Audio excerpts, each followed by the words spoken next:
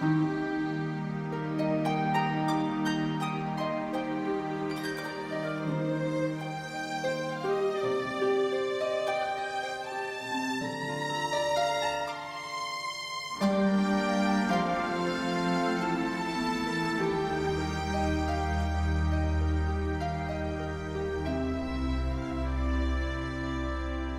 y'all there, sim painters, thanks for clicking, and how are you all doing? Welcome to a bit of a story and quest walkthrough from Eastshade. I did a beginner's guide for the basics a few months back, and I'm finally getting around to more progress between my building games. Some of these quests tripped me up for a bit, and I figured that maybe others could use some shortcuts to advancing through the major quest lines, which center around Nava and its clashing cultures. A rather comparable narrative to struggles in society that we still face today.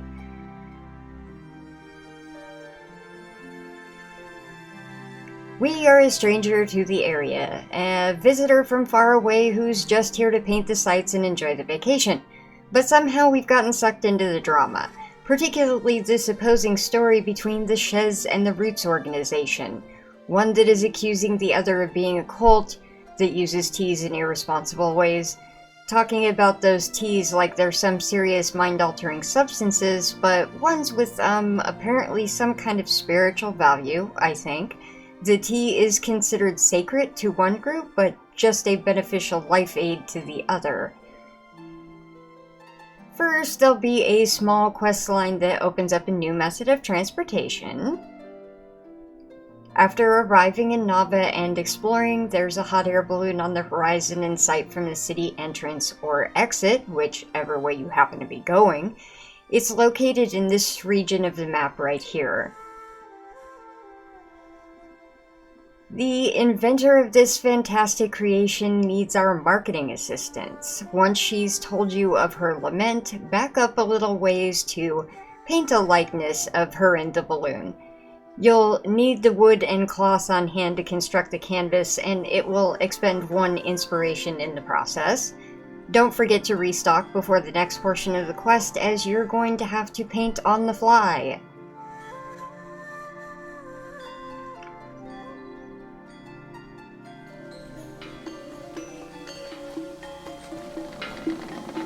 Just take a look at that!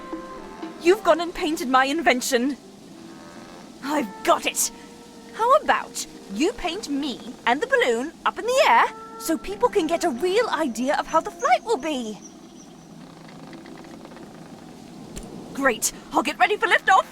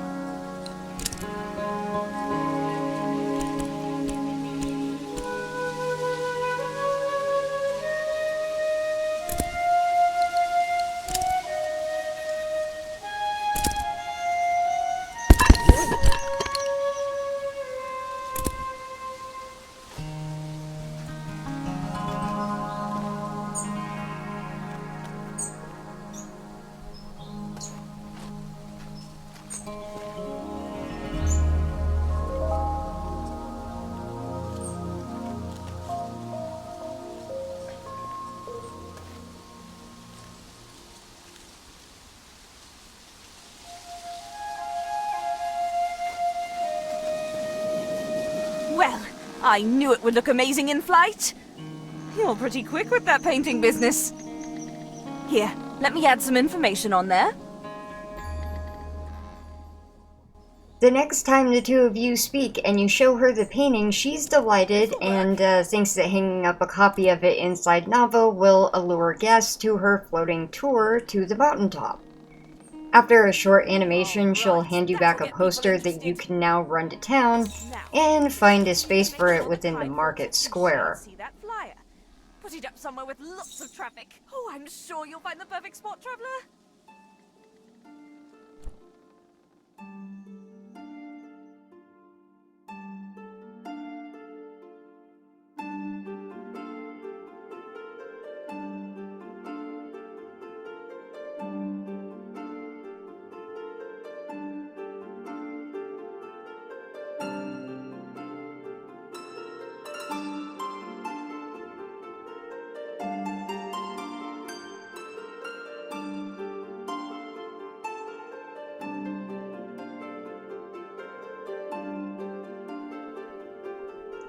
more specifically within this same building that also contains the gallery that assigns commissions, as well as that mystery tonic vendor. Many of the walls are already filled with posters about the current day's tavern performance and the notice about the cult issue plaguing the city. Once you select a spot, open the tab menu to access the inventory, select the hot air balloon poster, and place it on the wall of the market. A quest update should pop up in your log, which will prompt you to return to the balloonist for a chat to see if business is increased.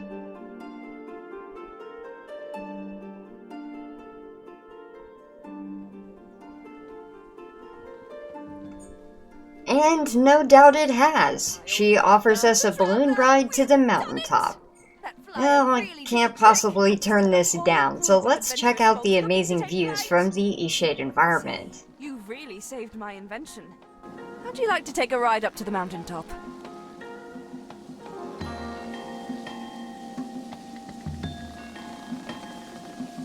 That's the spirit!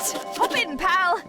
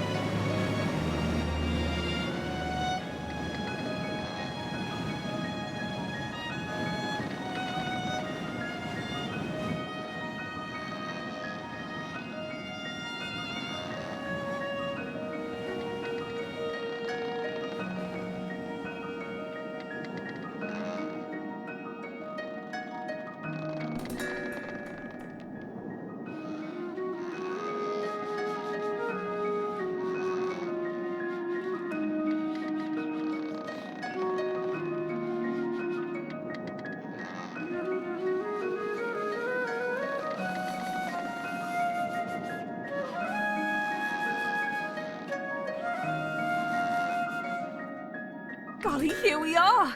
Even more spectacular than I always dreamed. Feel free to walk around and take in the sights. I'll take you back down when you're finished.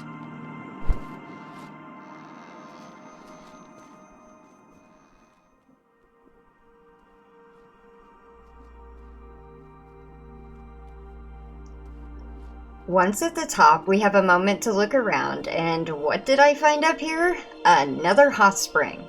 So, might as well take a quick rest for inspiration before returning. And if you've already been getting quests from the scientists in Nava to do research on the mystery tonic, then you should have some items to collect up samples of the water while you're up here. There's just one more quest that you can find in this area. The highest point for Mother's Wishes quest is also in this near vicinity, and I plan on getting up here to do a more detailed guide to show you all those approximate locations, along with the cool filter features of the tea. But let's move into a really important story step for the second half.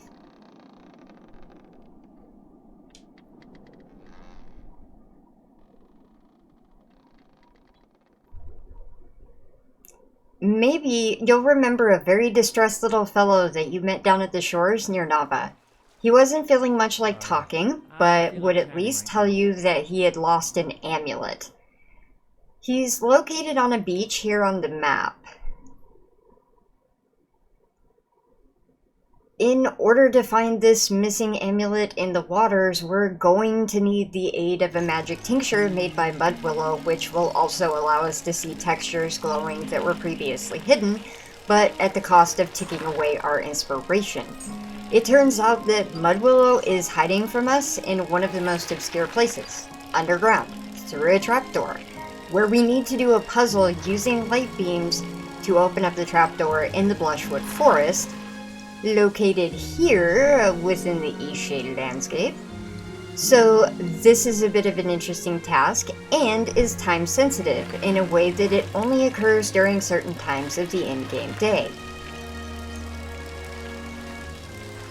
Around 11 a.m. an eclipse begins and turns the sky orangish red as it ends up being that the light will peek through from behind the distant planet, hitting a statue placed near the water. On the statue reads a short text of riddle-like clues, and if you turn around, looking directly behind you, you should see somewhere hiding among the bushes 2 mirrors on stands. Around 1 p.m. game time, the light emerges from behind the planet, and a beam of light spawns at the statue, pointing off into the woods.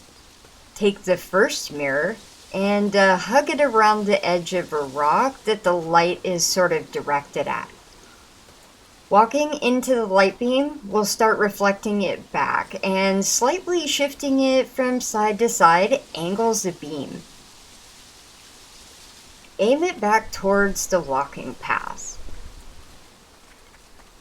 Now take the second mirror and stand across from the platform, which has the mirror mounted on it, to catch the light beam coming from the first mirror. And then we need to shift it and aim it back towards the platform with the mirrored circle. When you're fairly sure it's in place, run over to the platform. If you adequately aimed it, you should fall right through the wood and plop down into a chair in front of Mudwillow. You finally arrived. Would you like some tea or maybe some pie?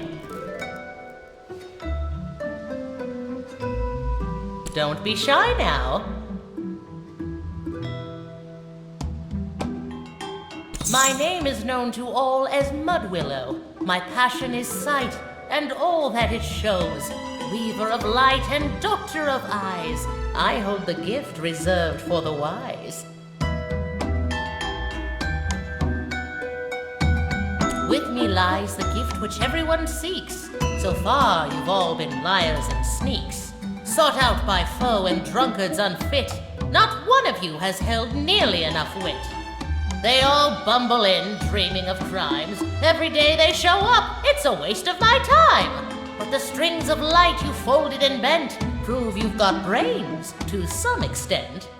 It seems you may just be clever enough, although I'd bet your brain is packed full of fluff. But listen up, painter, for this is your task. Prepare your brushes and hear what I ask.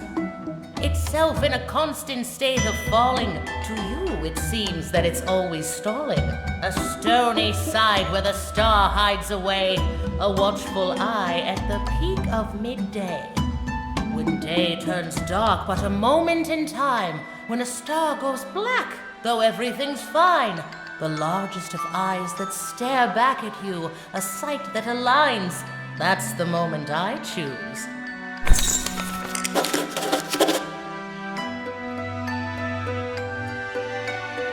An eclipse you found, the darkness of day, but another piece you've lost on your way. Search the landscape and find me an eye. Give the sky vision, then you'll have your prize.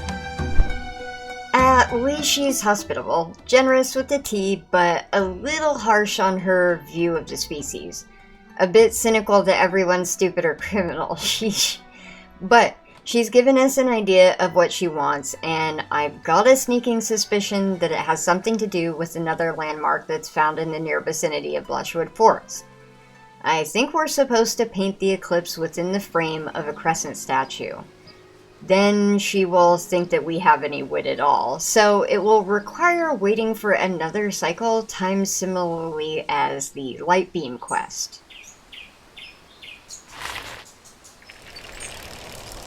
During the next day, you can roll back around to the crescent statue in the Blushwood Forest near the lake, especially if you have a bicycle to roll around on.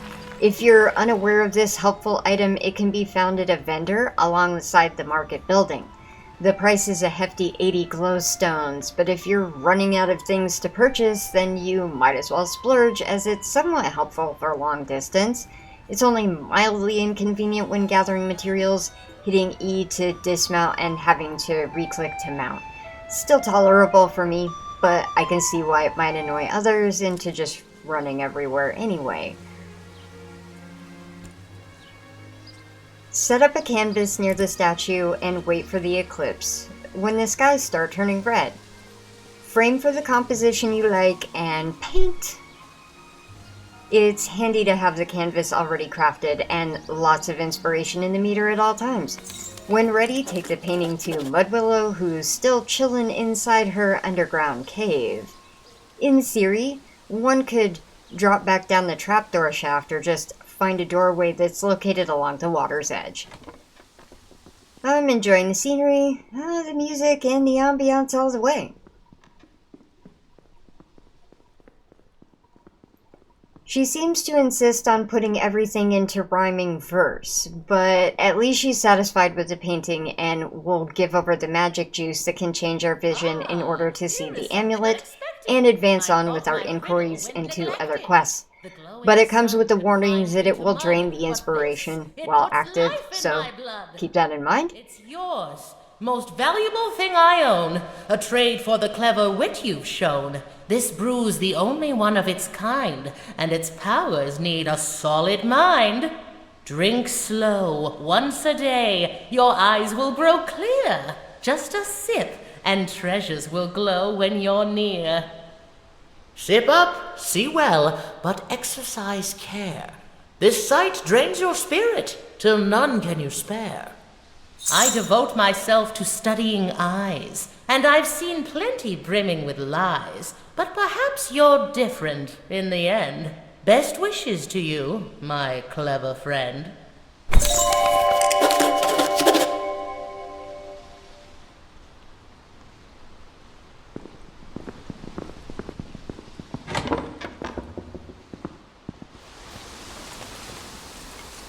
It's a bit of a walk back to the man by the shore, still looking around for that amulet, but when prepared to hike back, you can down that tincture for treasure hunting like instructed. Just look around and you'll see a glowing item under the water. Quickly retrieve it, then use the water from your drink inventory to dispel the effects of the tincture before losing much more inspiration from the whole ordeal.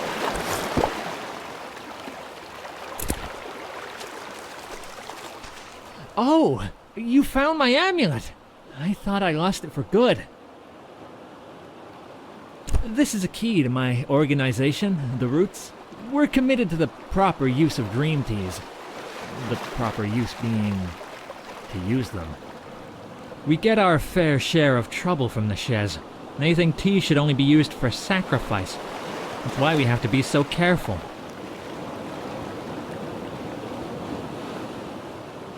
Well, yeah, the Shez are always harassing us about it. They're upset because we use the holy tea instead of leaving it to get moldy like they do. They have plenty of their own tea to sacrifice, but they want to rescue ours specifically.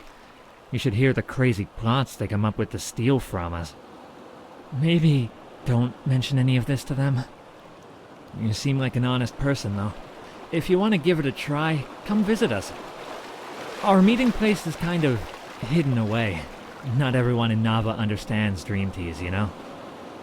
The door is on the outer wall of the city, facing toward the sea. Take the underground tunnel starting near the bread stand in Nava. There is a walkway that leads right to the entrance. These amulets are a ticket inside, but you just tell the person behind the door that the password is Dreamland, and I'll make sure you get in. I'll see you there sometime. Thanks again for finding my amulet.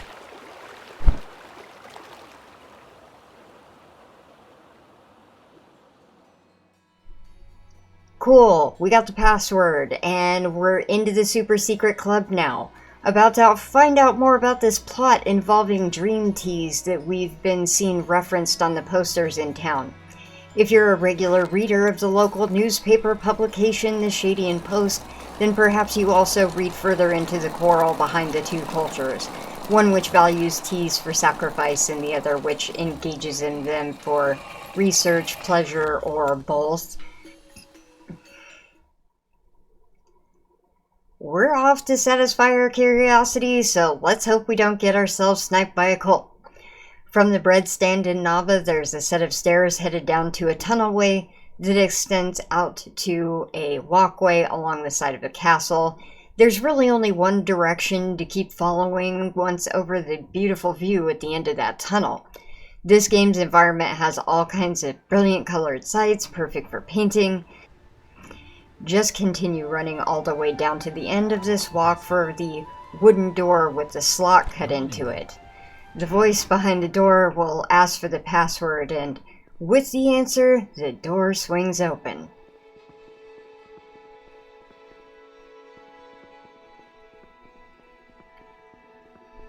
The entrance to their hideout appears to be a sewer system underneath Nava that leads to a large room full of tiny floating rafts. Across the room are faint lights, so climb a raft and navigate your way across. This place is a bit strange, and I think we're about to go on a wild trip here. On the platform across the water is a table with 2 teas to sample. I'm not sure exactly what to do with this, except for drink it, so I'm just gonna follow the folks around, climbing the raft for a peaceful drift while trying these out.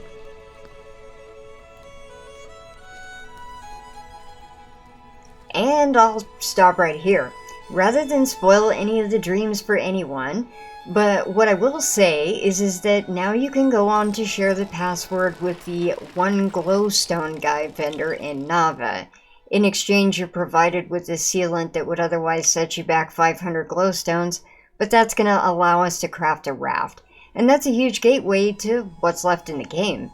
At this point, you may still have TM's command in your log from interacting with the posters in Nava. This requires the collection of an antidote from an NPC out in the Timor Bluffs named Samia. But once you've got your hands on that antidote, you have a choice in life. What do? Do you side with the Shez or the Roots because you're about to sell one of them out? This among the other choices in the game where consequences will probably determine some outcomes. This is the same situation in life where one might be about to do something very beneficial or extremely destructive to the relationships that they've already built, as a social system currency is trust. Without it, one will find themselves without much credit to garner other human cooperation, or in Eastshade's case, animals with human characteristics. In no small way is it these real-life themes that actually pull me into the potential storyline. This one replicates what happens when a religion may come up against a science in the epic battle for, in huge air quotes here, the truth. Good grief, that word has gotten so relative to perspective in a world where postmodernism allows for deconstruction of literally everything, apparently including facts. Although I'm not sure deconstructing gravity is going to work out. We could argue if it's there, but we might find out the hard way if we happen to be wrong about that. In Eastshade, the subject under deconstruction is tea and its proper usage. If you browse any of the local journalism in the Shadian Post, the paper talks of an incident where tea plants were infected by disease and that it could either be trafficked in by tourists or suspectedly a member of the religion which intentionally damaged the crops, according to a quote by the Roots members. It tries to remain unbiased. It leaves it up a little to the player to decide what has value to them. The beliefs of the spiritual preservation or research of consciousness-altering teas. The Shez's reaction is to claim that the roots are a cult and bring in morality clauses to argue their case. Well, but I don't know, because some of the information could indicate that that's a fat psychological projection, where one's own negative habits are assumed as the habits of others. It comes out as an accusation that may be difficult if not impossible to prove. It's particularly bad habit of toxic individuals who lack awareness or feel guilt over their own behaviors. It's weird, it happens every once in a while, and it's worth questioning if an accusation is actually projection. It could mean something significant about this plot. I've got to wonder if already having to sell out the password to glowstone vendor guy has some consequences down the road too. I'm already uncomfortable with that choice, but we will see where it leads, because you definitely need that sealant, and I'm personally having some difficulty siding with the Shez at this point. The morality on what they perceive as potential drug use isn't enough to sway me. It isn't in real life either, because I'm aware that addiction is a result of neurological issues. It's more of a medical thing to me, not a morality one, and it doesn't give this concept of evil very much weight to solely decide. However, this is causing some interesting drama within the game. It makes it more interesting to play as long as there's some connective themes attached to it. You're just taking something that happens in real life and reskitting it into a game fantasy texture. And what a lovely texture it is. I snagged this one on sale and it's been worth as much. Honestly, I would have paid for the soundtrack alone. There's some songs on it that are great for background music in-game, but also just for your day-to-day routines when you're in a relaxed mode and trying to synchronize some brainwaves. I get what some reviewers are saying about the characters being the worst, even if the voice acting of the few is kind of lackluster, but the game is still far from being the worst. And if it was really that bad, I wouldn't find the motivation to finish. And there is some delightful extras about this world, depending upon what one prefers to do with their games. This is a zero combat zone. Well, aside from being punched in the face by an abusive parent. But it's an otherwise peaceful place to experiment with creativities and these cool photo filters. Photography is a large part of my life, and this game touches on composition, framing, color choice, but ultimately, as long as you're painting the corresponding objects that commissions ask for, you're good to go. You just get to put your own stylings into it. And it's an excuse to lounge around in hot springs, drink lots of tea, and reading books or the news. None of this really sounds terrible, does it? Maybe not too terribly action-packed, but fun in its own way. There's more story to tell in Eastshade. Keep adventuring on, and I'll be back with a few more guides to help with the trickier parts of the plot. Before you go, one more story from the fantasy land of Lindau, as told by an in-game performer that you can find every evening in the tavern in Nava, on the upstairs floor. Grab a cup of tea and a canvas, enjoy the day, and take care, y'all. Bye-bye! Come round, and hear the tale of lovers lost at sea. Every eve there was a man who drowned in a mug of mead, braving some of Eastshade's coldest nights to take up post in the famed lighthouse. He was awaiting his love, you see, making sure the light was always shining, so she'd see her way back home. Years ago, his wife took to the seas, hoping to lay claim to a pile of sunken treasure. 'Twas the time of year when the storms grew more terrible with each passing week, but she swore it was the last time she'd take on such a risk. Although he hated to see her go, he stood at the dock and watched as she disappeared beyond the horizon. 'Twas the nature of their love, you see. They supported one another despite all odds. Well, the townsfolk thought him crazy. Ever since his wife was gone, he swore he heard his love cry out every nightly eclipse, wailing above the ruckus of the sea. It was a near inhuman sound. Oh, oh. One night, the poor man couldn't take it anymore, believing his love to be so near, but seeming so far. He swore he saw her trapped on a patch of rocks away from the shore. He cried out to her, "Alara! Alara!"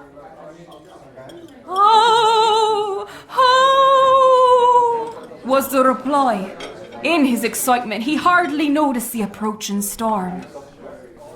He tumbled down the hill from the lighthouse and took the first small fishing boat he found. That night, he sealed his fate. It wasn't long before the storm started raging, the waves higher and fiercer than they had ever been. "Alara," he cried. "Oh!" the reply, nearly drowned out by the power of the sea.